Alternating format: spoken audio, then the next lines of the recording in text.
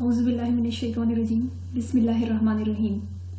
As you can see on the screen, our today topic is Lee Chatelier principle, or we can say Lee Chatelier principle. आप दोनों अंदाज में पढ़ सकते हैं इसको. प्रीवियस लेक्चर में हम इक्विलिब्रियम कांस्टेंट के बारे में पढ़ चुके हैं. इक्विलिब्रियम कांस्टेंट की जो एप्लीकेशन थी, direction of reaction, first one, second one, extent of reaction. आज थर्ड एप्लीकेशन के बारे में थोड़ी सी डिटेल से पढ़ते हैं कि हमारे पास जो कंसंट्रेशन है, टेम्परेचर और प्रेशर, उसका इफेक्ट क्या है इक्विलिब्रियम कांस्टेंट पे, कि कंसंट्रेशन के बढ़ाने से या उसे कम करने से, टेम्परेचर के ज्यादा या कम करने से, प्रेशर के कम या ज्यादा करने से इक्विलिब्रियम कांस्टेंट पे या इक्विलिब्रियम पे क्या इफेक्ट होता है. तो इस प्रिंसिपल को, इस एप्लीकेशन को समझने के लिए एक प्रिंसिपल इस साइंटिस्ट जो ली शैटलियर है, इसने हमें दिया. इसको आगे डिटेल से डिस्कस करते हैं. देखिए, जो हेनरी ली शैटलियर 1884, उसने बताया कि अगर एक रिवर्सिबल रिएक्शन है तो उससे हम एक गुड क्वालिटी, और वी कैन से एक अच्छी परसेंटेज में प्रोडक्ट कैसे हासिल कर सकते हैं. तो उसने इस इफेक्ट को स्टडी किया, कंसंट्रेशन, टेम्परेचर और प्रेशर का. ठीक है, अगर एक रिएक्शन इक्विलिब्रियम है तो उस पर कंसंट्रेशन उसकी इंक्रीज या डिक्रीज करने से, टेम्परेचर उसकी इंक्रीज या डिक्रीज, या प्रेशर इनके इंक्रीज डिक्रीज से क्या इफेक्ट पड़ता है उस रिएक्शन पे जो कि एक इक्विलिब्रियम में है. इसको स्टडी किया हेनरी ली शैटलियर ने 1884 में, और हमें एक प्रिंसिपल दिया जिसको हम कहते हैं ली शैटलियर या ली शैटलियर प्रिंसिपल. ली शैटलियर प्रिंसिपल हमें क्या बताता है? ली शैटलियर प्रिंसिपल कि अगर एक सिस्टम इक्विलिब्रियम में है और आप उस पर फोर्स अप्लाई करें, स्ट्रेस मींस यहाँ फोर्स, ठीक है, अगर आप उस पर फोर्स अप्लाई करेंगे, फोर्स कैसे अप्लाई करेंगे, या टेम्परेचर ज्यादा करेंगे या प्रेशर या कंसंट्रेशन, ठीक है, इनको इंक्रीज या डिक्रीज करेंगे, आप उस पर फोर्स अप्लाई करेंगे तो वो सिस्टम डिस्टर्ब हो जाएगा, वो इक्विलिब्रियम में नहीं रहेगा. जब वो डिस्टर्ब होगा तो वो इस डिस्टर्बेंस को मिनिमाइज करने की कोशिश करेगा उस वक्त तक जब तक ये वापस इक्विलिब्रियम स्टेट में ना चला जाए.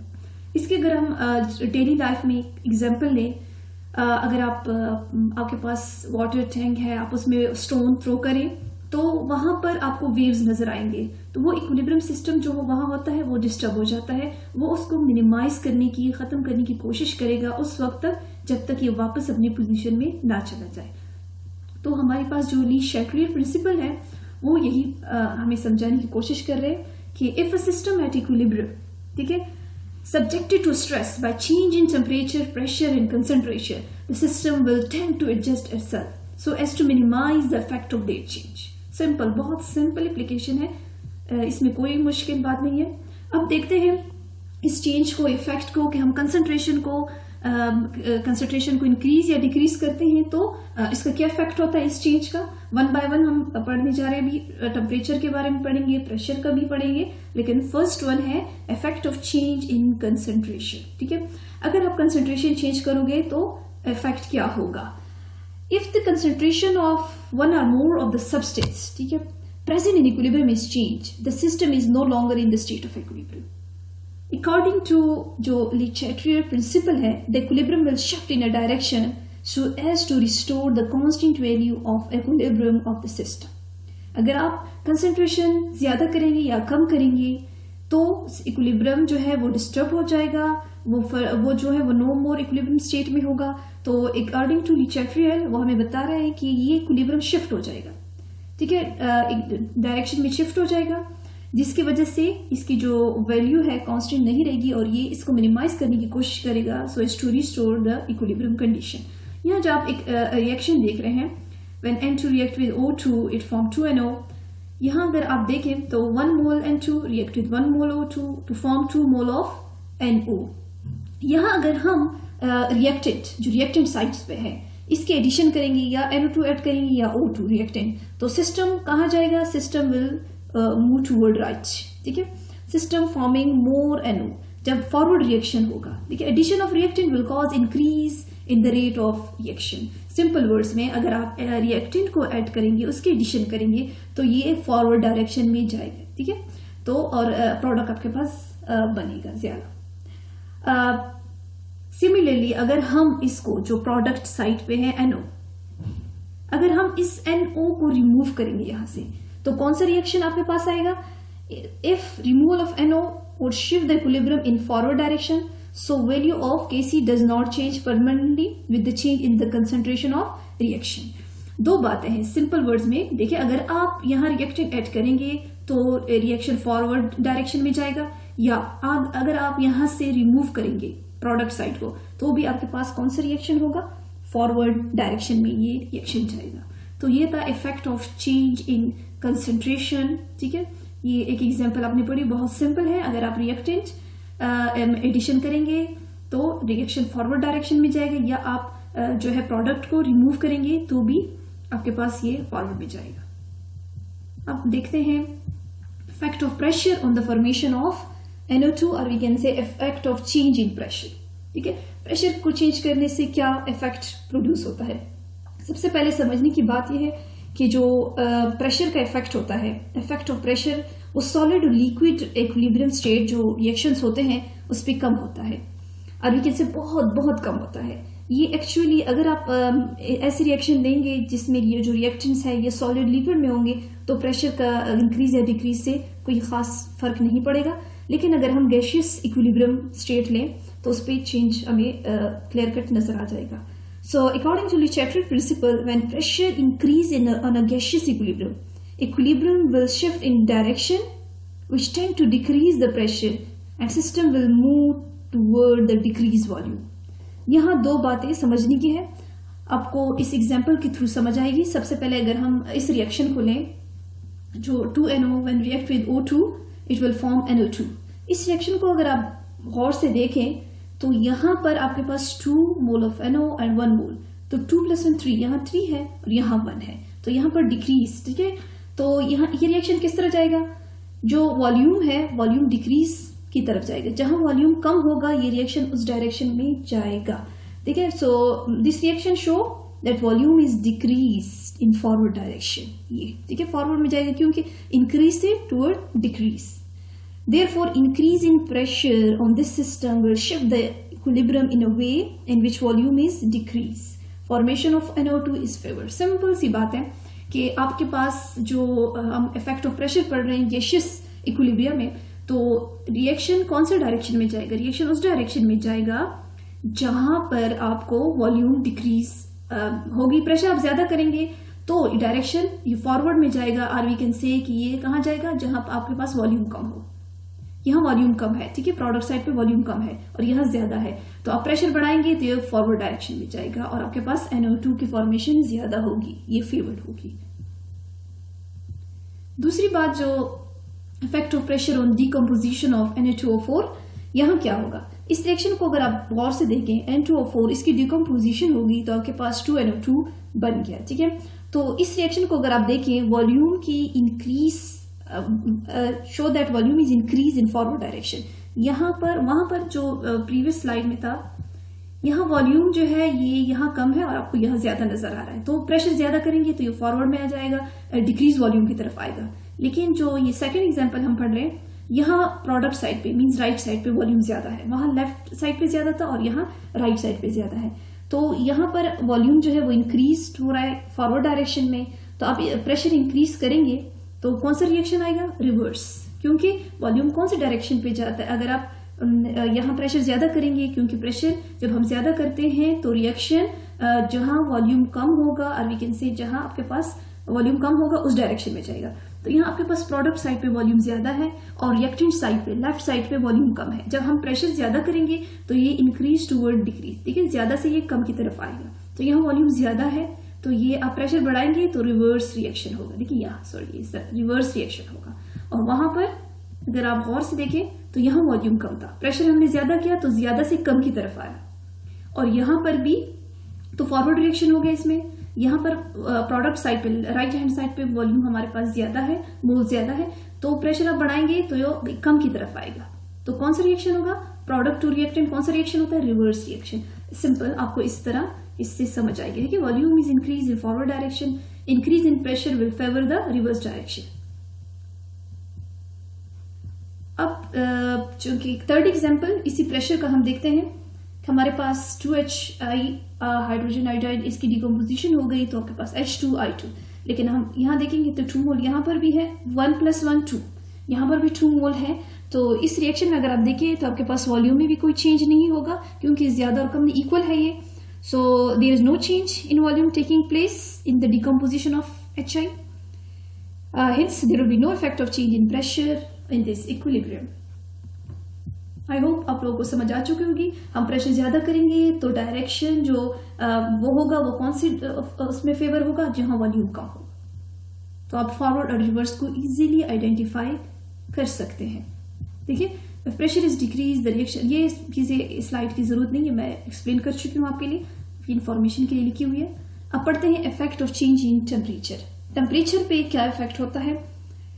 If temperature of the system जो है इक्विलिब्रियम चेंज हो जाए तो magnitude of equilibrium constant also change. जाहिर बात है प्रेशर चेंज किया, इसी तरह हमने कंसंट्रेशन का देखा तो टेम्परेचर का भी उसी तरह होगा।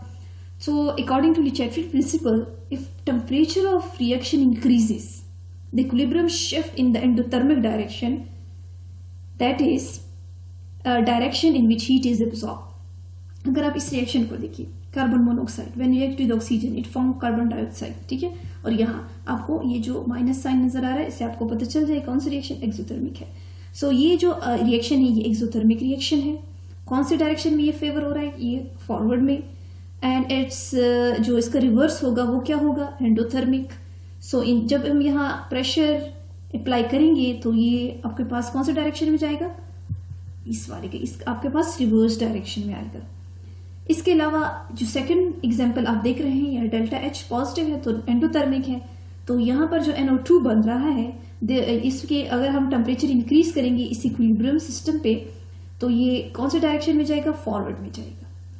और इसी तरह जो इसके लिए टेम्परेचर रिक्वायर्ड है फॉर्मेशन ऑफ NO2 के लिए तो वो है 3000 डिग्री सेल्सियस, ठीक है। For endothermic process greater product will be obtained by increasing temperature.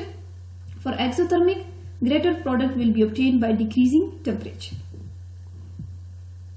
Catalyst effect अगर आप देखें, कैटलिस्ट आप बायो में और इन चीजों में पढ़ चुके हैं प्रीवियस ग्रेड्स में भी कि कैटलिस्ट होता क्या है आपके पास। कैटलिस्ट एक्चुअली आपके पास रिएक्शन को स्पीड अप उसकी करता है। देखिए कैटलिस्ट डज नॉट इफेक्ट नहीं करता the speed of formation of product, but it just increase the speed in both direction, forward और रिवर्स में। कैटलिस्ट क्या करता है, it increase the rate of both forward and reverse reaction, thus it reduce the time to attain the state of equilibrium। ये just time को reduce करता है कि आपके पास जो है कम टाइम में आपके पास रिएक्शन हो जाता है। अब आते हैं इसकी कुछ इंडस्ट्रियल एप्लीकेशन की तरफ कि हमारे पास जो ली चैटलियर प्रिंसिपल है इसकी इंडस्ट्रियल एप्लीकेशन हमारे पास क्या है। तो ली चैटलियर प्रिंसिपल जो है इस जैसे कि हमने उसके बारे में पढ़ा कि इसकी वजह से ली चैटलियर प्रिंसिपल की वजह से ही हम फाइंड कर सकते हैं optimum condition to obtain maximum yield of product in industrial process. इसके लिए अब कुछ 2 इम्पॉर्टेंट इंडस्ट्रियल प्रोसेस हम पढ़ेंगे। First one is Haber's process, synthesis of ammonia, and second one is contact process, synthesis of sulfuric acid। So first of all, what is Haber's process? Haber's process के बारे में discuss करते हैं। जो synthesis of ammonia है ये Haber process में हमारे पास बनता है, लेकिन उससे पहले थोड़ा सा बैकग्राउंड देखते हैं कि क्या होता है। जो Haber Bosch या we can say Haber process, ये क्या है, ये एक important efficient and successful industrial procedure है जिसकी वजह से अमोनिया की प्रोडक्शन होती है। और ये जर्मन केमिस्ट फ्रिट्ज हैबर, ठीक है, उसने 20वीं सेंचुरी में high pressure devices and catalyst को यूज किया to carry out the process on a laboratory scale. और आपके पास लेटर जो कार्ल पोस्ट है in the year 1910 took the design and created a machine for industrial level production। This was indeed an important development in the field of science। बहुत simple है, थोड़ा सा detail देखते हैं। तो हेबर प्रोसेस में हमारे पास अमोनिया की प्रोडक्शन होती है जिसको हम बोलते हैं हेबर प्रोसेस। ये एक एक्सोथर्मिक प्रोसेस है और 40 किलोजूल एनर्जी में इवॉल्व होती है। हेबर जो प्रोसेस है इसमें आपके पास क्या होता है कि साइंटिस्ट देखिए Haber process provide a good case study to accelerate how industrial chemists use their knowledge of the factor that affect chemical equilibria to find the best condition needed to produce a good yield of product at reasonable rate. जैसे कि हमने पढ़ा कि एक reversible reaction जो equilibrium condition में है उससे हम गुड क्वालिटी यील्ड परसेंटेज में कैसे फाइंड कर सकते हैं. तो हैबर प्रोसेस में क्या होता है कि आपके पास एटमॉस्फेरिक नाइट्रोजन कन्वर्ट होता है अमोनिया में by reacting it with hydrogen, और मेटल कैटलिस्ट यूज होता है. High temperature and pressure are maintain. Raw material क्या, एयर, जिसकी वजह से हमें हाइड्रोजन मिलता है. नेचुरल गैस एंड वाटर, वो हमें क्या दे, hydrogen, and energy needed to heat the reaction. और catalyst iron which does not get abused. जाहिर बात है कैटलिस्ट जो स्पीड करता है टाइम को कम करता है. तो हमारे पास ये क्या होता है कि यहाँ पर आप देखें तो हाइड्रोजन और जो नाइट्रोजन है हाइड्रोजन है ये रिएक्ट होते हैं 1:3 में. ठीक है, उसके बाद आयरन कैटलिस्ट हम यूज करते हैं 400 to 450 डिग्री सेल्सियस जो है आपके पास टेम्परेचर होता है 450 है, सॉरी 200 एटमॉस्फेरिक प्रेशर और आयरन कैटलिस्ट ये चीज यूज होती है. और इसके जब हम इन गैसेस को इन सारे प्रोसेस से गुजरने के बाद गैसेस कूल होते हैं, अमोनिया टर्न इनटू लिक्विड, और जो अनरिएक्टेड गैसेस होते हैं उसको रिसाइकिल किया जाता है. इसको डिटेल से अभी एक्सप्लेन करते हैं. देखिए जैसे डायग्राम में बताया, हम नाइट्रोजन गैस को एयर से लेते हैं, हाइड्रोजन को भी नेचुरल गैस से लेते हैं 1:3 बाय वॉल्यूम, और फिर इन्हीं गैसेस को पास करते हैं 4 beds of catalyst which with cooling take place in each pass. This is done to maintain equilibrium constant. आपके बुक्स में इतना डिटेल नहीं है, यहाँ पर आपको डिटेल गिवन है. इसी स्लाइड्स बनाए हैं, आप इसको आसानी से समझ सकते हैं. जो दूसरी इम्पॉर्टेंट बात यहाँ पर आपको समझाने की है वो यही है कि आप इसको यहाँ, ठीक है, यहाँ पर जो this process also involve step like shift conversion, carbon dioxide removal and steam reforming and methanation. बहुत डिटेल से ये स्लाइड्स में सब कुछ गिवन है, आप खुद भी पढ़ लें तो आपको आसानी से समझ आ जाएगी. जो फाइनल स्टेज होता है अमोनियम गैस कूल होता है to form a liquid solution which is then collected and stored in storage container. आपके बुक्स में नहीं है इतनी डिटेल, लेकिन आप यहाँ से आसानी से इसको पढ़ सकते हैं. देखिए रिएक्शन रेट एंड इक्विलिब्रियम, यहाँ अगर आप देखें तो अमोनिया रिएक्ट विथ यह 1:3, देखिए ये 1 मोल और ये 3 mole, they react together and form ammonia. Ammonia भी यहाँ आपके पास बन जाता है. हीट कितना रिलीज होता है, -92 और वी कैन से 92.384 किलो जूल पर मोल. जो हेबर प्रोसेस है ये अमोनिया के लिए यूज होता है. ठीक है, रिएक्शन आपके पास गिवन है, एक्सोथर्मिक रिएक्शन होता है जैसे हमने पढ़ा भी 92.384 किलो जूल पर मोल एनर्जी रिलीज होती है यहाँ पर हीट. और नाइट्रोजन जो है उसको is obtain by separating nitrogen from air. बार बार ये एक्सप्लेन हुआ है कि नाइट्रोजन कहाँ से मिला, और हाइड्रोजन नेचुरल गैस से, और जो नाइट्रोजन है वो हमें एयर से. ठीक है, यहाँ पर कैसे आपको नेचुरल गैस से आपने ऑब्टेन किया हाइड्रोजन को. When they react with water we can easily get hydrogen, और कार्बन मोनोऑक्साइड भी आ जाता है. So according to Le Chatelier principle the production of ammonia is favoured by high pressure and low temperature. Important बात कि आपके पास जो ये अमोनिया है ये हाई प्रेशर और लो टेम्परेचर से हमारे पास ऑब्टेन होते हैं, और जो आपके पास प्रेशर होता है वो 200 to 400 और temperature 400 to 450 degree Celsius around about 500 यहाँ पर होता है.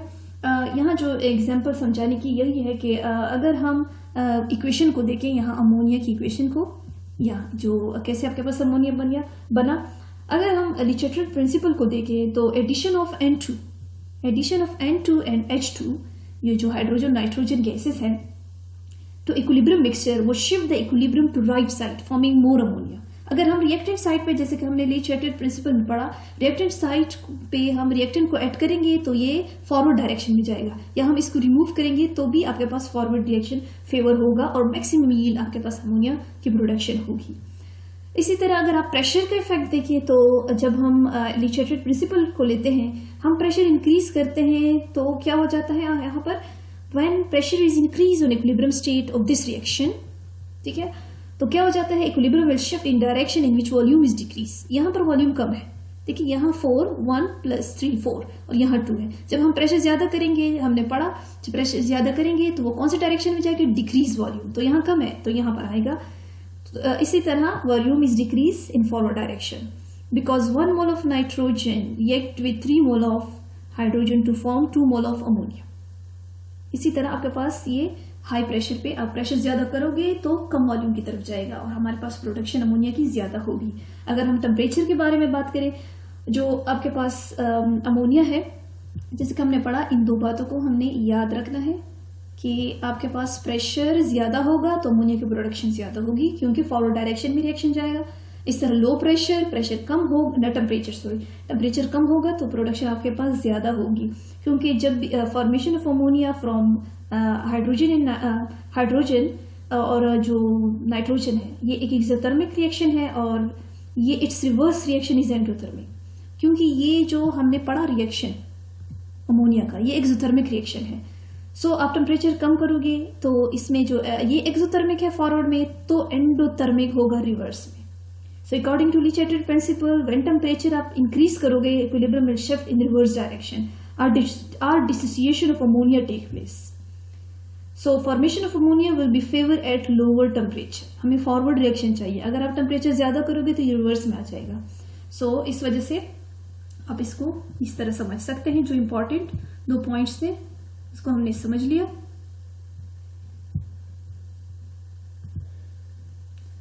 The reaction is reversible. However, a reaction is affected by change in temperature, pressure, and catalyst used mainly in composition of equilibrium mixture. The rate of reaction and economic of the whole process. I hope आप लोग को समझ आ चुकी होगी। अब आते हैं कुछ इसकी एप्लीकेशन की तरफ और यूजेस की तरफ, कि अमोनिया तो हमारे पास बन गया, अब इसकी एप्लीकेशन आपके पास क्या है। तो जो अमोनिया बन जाता है, इसकी एप्लीकेशन है, एग्रीकल्चर यूज है, ये फर्टिलाइजर्स वगैरह में यूज होता है, एक्सप्लोसिव में यूज होता है। देखिए nitrogen base explosive TNT RDX यहाँ पर यूज होता है, और फर्टिलाइजर में ये ज्यादा यूज हो रहा है। फार्मेसी में देखिए certain type of drugs such as sulphonamides, antimalarial vitamins such as thiamine and nicotinamide. Refrigeration में large scale refrigeration plants, air condition unit in building, ये कंज्यूमर प्रोडक्ट्स भी हैं। Ammonia is used in various cleaning products and act as effective cleaning agent. आपको जैसे आपके पास ammonia आ गया तो आपको समझ आनी चाहिए कि ये कहाँ कहाँ यूज होता है, पता होना चाहिए आपको। ऑप्टिमम टेम्परेचर जो रिक्वायर्ड है अमोनिया के लिए, इसके लिए NO2 के लिए वो 3000 डिग्री सेल्सियस, अमोनिया के लिए 450, और सल्फर ट्राइऑक्साइड जो आगे हम इंशाल्लाह पढ़ने जा रहे हैं, कॉन्टैक्ट प्रोसेस, वहां पर ये बनता है। उसके लिए टेम्परेचर इतना, और एटमॉस्फेयर 1.5 to 1.7 ये आपके लिए प्रेशर यूज होगा। इससे पहले कुछ हम थोड़ा सा MCQ इससे रिलेटेड देखते हैं कि जो रिएक्शन है आपके पास, एक MCQs है कि जब आपके पास ये रिएक्शन हो जाता है तो what will happen in change in pressure. Pressure की चेंज करने से क्या है आपके पास इफेक्ट होगा। अगर आप गौर से देखें, हमने ली-चैटलियर प्रिंसिपल में पढ़ा, अगर हम प्रेशर ज्यादा करेंगे तो वो कम वॉल्यूम की तरफ डायरेक्शन, उस डायरेक्शन में रिएक्शन जाएगा। लेकिन यहाँ अगर आप देखें तो 1 मोल है, यहाँ भी 1 मोल है, 2 रिएक्टेंट साइड पे भी है, 2 प्रोडक्ट साइड पे भी है, 2 = 2। तो यहाँ पर जब हम प्रेशर इंक्रीज करेंगे इक्वल वॉल्यूम में, तो वहां पर आपके पास कोई चेंज ऑब्जर्व नहीं होगा। So there is no change in equilibrium. देखिए according to Le Chatelier principle, there will be no effect of pressure on equilibrium if equilibrium equation has the same number of moles of reactant and product. So the moles on the left hand side is equal to the moles on the right hand side is 2. देखिए 1 + 1 2, तो reactant side पे भी 2, product side पे भी 2. So correct option is there is no change in equilibrium. The formation of product is favored by dash temperature in endothermic reaction. जब आपके पास process exothermic होगा तो लो टेम्परेचर कम करोगे, सो तब फॉरवर्ड रिएक्शन होगा। अगर आप टेम्परेचर ज्यादा करोगे तो रिवर्स रिएक्शन होगा। So when the process in endothermic, high pressure favour the formation of the product. This is according to Le Chatelier principle. So correct option is A. All organic acid except sulfonic acids are dash electrolytes. आपके पास electrolyte क्या होता है? Electrolyte which dissociate into lesser extent in aqueous solution are called weak electrolytes. So आपके पास जितनी भी organic acid है, sulphonic acid and bases like ammonia, ammonium hydroxide, amine etcetera are weak electrolyte. So correct option is option A, weak. अब थोड़ा बहुत contact process भी discuss करते हैं। आपके सिलेबस में, PMC सिलेबस में हेबर प्रोसेस है, लेकिन आप थोड़ा बहुत समझने की कोशिश करें कि कॉन्टैक्ट प्रोसेस क्या होता है। So what is contact process? जैसे कि हमने पढ़ा, सल्फ्यूरिक एसिड यहाँ हमारे पास बनता है। ये जो कॉन्टैक्ट प्रोसेस है, या किस चीज की सिंथेसिस होती है? सल्फ्यूरिक एसिड की। इसके रिएक्शन भी आगे देखेंगे। देखिए सल्फ्यूरिक एसिड, सल्फ्यूरिक एसिड क्या है? ऑक्सीडाइजिंग एजेंट है, स्ट्रॉन्ग मिनरल एसिड है, डिहाइड्रेटिंग एजेंट है। ये डिटेल्स जो इस स्लाइड में आपको गिवन है, जैसे कि हमने हेबर प्रोसेस से पहले भी कुछ डिटेल्स डाली थी, ये आपके नॉलेज के लिए है, ऐसे एमसीक्यूज में आ सकते हैं। तो आप जो है थोड़ा एक्स्ट्रा चीजें भी पढ़ लिया करें तो आपके लिए आसानी होगी एमसीक्यूज में। सो ये देखिए, आपसे कोई पूछे सल्फ्यूरिक एसिड क्या है, तो ऑक्सीडाइजिंग एजेंट भी है, स्ट्रॉन्ग मिनरल एसिड भी है, डिहाइड्रेटिंग एजेंट भी है, कलरलेस लिक्विड और सॉल्युबल है वाटर में and generally release heat on contact. This acid is corrosive in nature to metal and tissue, और बाकी भी इसके यूजेस हैं। The acid has density of 15. Exposure to acid can result in adverse health effect from inhalation. It depends on the rate of exposure and concentration. General इसके बारे में information थी। इसके स्ट्रक्चर के बारे में भी देख लें कि कैसे है। आपके पास देखिए सल्फ्यूरिक एसिड, ये कॉन्टैक्ट प्रोसेस से आपके पास इसकी सिंथेसिस होती है, और जो इसके लिए कैटालिस्ट यूज है प्लेटिनियम, लेकिन बाद में वेनेडियम को रिप्लेस किया गया है प्लेटिनियम ड्यू टू कॉस्ट की वजह से। अब देखिए कॉन्टैक्ट प्रोसेस क्या होता है। इसमें सल्फ्यूरिक एसिड की मैन्युफैक्चरिंग होती है, सिंथेसिस होती है, लेकिन सबसे पहले हम क्या करते हैं, सल्फर डाइऑक्साइड को हम सबसे पहले इसकी प्रिपरेशन करते हैं कि हमारे पास सल्फर डाइऑक्साइड बन जाए। So conversion of sulphur dioxide into sulphur trioxide. So conversion of sulphur trioxide form into concentrated sulphuric acid. इस डायग्राम को समझने की कोशिश करेंगे, लेकिन सबसे पहले थोड़े से स्टेप्स पढ़ते हैं इसके। देखिए सबसे पहले हमने सल्फर डाइऑक्साइड को प्रोड्यूस किया, वो कैसे, when sulphur react with oxygen. देखिए सॉलिड सल्फर को लिया तो आपके पास क्या आ जाएगा, सल्फर डाइऑक्साइड। सल्फर डाइऑक्साइड कैसे प्रिपेयर हुआ, by burning sulphur in the presence of excess air, so the product combine with oxygen which is helpful in this. इसके बाद अगर आप देखें सल्फर डाइऑक्साइड को प्रिपेयर करते हैं, कैसे प्रिपेयर करेंगे, जो सल्फर डाइऑक्साइड आपके पास बन गया react with oxygen in ratio 1:1 at temperature of 400 to 450 degree Celsius and a pressure of 1 to 2 atm, और ये कैटालिस्ट आपके पास यूज होगा तो आपके पास सल्फर ट्राइऑक्साइड प्रोड्यूस हो जाएगा। यहाँ 1:1 में हमने नहीं लिया सल्फर डाइऑक्साइड उसको, तो इस वजह से आपके पास 2 मोल बन गया। उसके बाद क्या होगा, preparation of concentrated sulphuric acid. अब बारी आ जाती है कि आपके पास सल्फ्यूरिक एसिड कैसे प्रोड्यूस होगा। Sulphur dioxide form is first made to react with concentrated sulphuric acid. Sulfur dioxide cannot be dissolved in water directly as lead to form the formation of foam. So the product obtained after this reaction is known as oleum. The oleum obtained is then dissolved in water. इसको बाद में हम क्या कर लेते हैं, इसको dissolve करते हैं वाटर में, जिसकी वजह से हमारे पास कंसंट्रेटेड सल्फ्यूरिक एसिड आ जाता है। आई होप आपको अभी इसकी जो फ्लो चार्ट है इसको आपको समझ आ चुकी होगी कि हम किसी तरह से इसी कूलिंग करते हैं। सबसे पहले हमारे पास क्या बन जाता है, सल्फर डाइऑक्साइड, फिर सल्फर ट्राइऑक्साइड हम प्रिपेयर करते हैं। ठीक है, स्टेप 1 में हमने सल्फर डाइऑक्साइड प्रोड्यूस किया, फिर सल्फर ट्राइऑक्साइड। तो इस फ्लो चार्ट से भी आपको समझ इजीली आ चुकी होगी। ठीक है, कंबशन करते हैं, सल्फर डाइऑक्साइड बन जाता है, फिर इसकी कूलिंग करते हैं, एसिड कंडेंसेशन, एसिड कूलिंग, और साथ साथ में हम देखिए वाटर भी ऐड करते हैं, प्रोडक्ट एसिड, और जो है पूरा फ्लो चार्ट आपको यहाँ से गिवन है, आप इजीली इसको अंडरस्टैंड कर सकते हैं। आसान सी बात है, सबसे पहले सल्फर डाइऑक्साइड बनता है, sulphur trioxide, then concentrated sulphuric acid. इसको कैसे क्लीन करते हैं, एटमॉस्फेरिक ऐसे जो एयर है वो आपके पास कैसे आता है, सुपर हीटेड जो स्टीम है। अगर आप स्टेप्स को समझ जाएंगे तो आपके लिए ये ईजी होगा। इसके अलावा अगर हम जो है रिएक्शन को देखें, जो सल्फर ट्राइऑक्साइड ये वाला जो आपके पास रिएक्शन है, दिस वन, अगर हम अकॉर्डिंग टू ली-चार्ट्रियर प्रिंसिपल हम इसमें रिएक्टेंट साइड पे जो सल्फर डाइऑक्साइड है और ऑक्सीजन ये ऐड करेंगे, या SO3 इसको सल्फर ट्राइऑक्साइड को रिमूव करेंगे, तो हमारे पास फॉरवर्ड रिएक्शन आएगा और मोर हीट प्रोड्यूस होगी। इस तरह अगर हम प्रेशर की बात करें, उसकी इफेक्ट को देंगे, तो इस रिएक्शन में अगर आप जो यहाँ पर है देखिए 2 + 1 3, रिएक्टेंट साइड पे 3 और यहाँ पर 2, तो प्रेशर आप ज्यादा करोगे तो आपके पास फॉरवर्ड रिएक्शन फेवर होगा, क्योंकि कम वॉल्यूम की तरफ जाएगा। Volume is decrease in forward direction, so formation of SO3 is favoured by high pressure 1.5 और वी कैन से दैट 1.7 इनके दरमियान। इफेक्ट ऑफ टेम्परेचर अगर हम इसका देख लें, so the reaction is exothermic in forward direction, so the formation is यहाँ जो रिएक्शन है एक्सोथर्मिक है फॉरवर्ड डायरेक्शन में, तो formation of SO3 will be favour at lower temperature. The reaction is carried out at 400 to 450 degree Celsius. ये हम पढ़ चुके हैं. तो हमने ये पूरे जो ली चैटलियर प्रिंसिपल है उससे रिलेटेड इसकी जो इंडस्ट्रियल एप्लीकेशन है वो हमने पढ़ ली. यहाँ पर आप गौर से देखें तो जितनी भी टेम्परेचर डिपेंडेंट KC के जो ये सारे हमारे पास इक्विलिब्रियम कांस्टेंट ये टेम्परेचर डिपेंडेंट है. इसका इफेक्ट हमने देखा कंसंट्रेशन, प्रेशर और टेम्परेचर पे. कंसंट्रेशन पे भी हमने देख लिया कि हम रिएक्टेंट साइड पे रिएक्टेंट को ऐड करेंगे या प्रोडक्ट को रिमूव करेंगे तो फॉरवर्ड रिएक्शन आएगा, मैक्सिमम यील्ड प्रोड्यूस होगी. प्रेशर को हम जब ज्यादा करेंगे तो वो जिस डायरेक्शन में जो वॉल्यूम कम होगा उसमें जाएगा तो भी मैक्सिमम प्रोडक्ट प्रोड्यूस होगा. कम टेम्परेचर कम करेंगे तो भी आपके पास ये फॉरवर्ड आएगा. अब जो सल्फ्यूरिक एसिड है इसके industrial application, up to 50% of this liquid manufacture is used in the production of phosphoric acid which is in turn used to make phosphate fertilizer.